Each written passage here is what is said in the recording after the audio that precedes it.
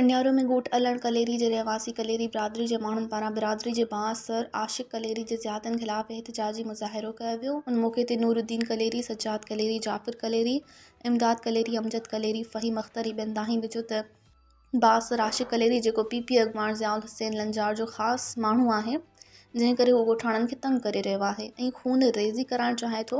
हर ॾींहं ते हू बिरादरी जे माण्हुनि में झेड़ा कराए रहियो आहे। बासर आशिक़ कलेरी कुझु ॾींहं अॻु ॻोठाणनि ते हमिलो पिणु करायो ऐं जंहिं सबबु औरतूं ज़ख़्मी थियूं। बासर ॻोठाणनि जो जीअण जंजाल करे छॾियो आहे। दाहूं करे थकिजी पिया आहियूं, पर संदसि केर बि ॿुधण लाइ तयारु न आहे। ॻोठ जे नेक मर्द ऐं ॿियनि ते कूड़ा केस दाख़िल कया विया आहिनि।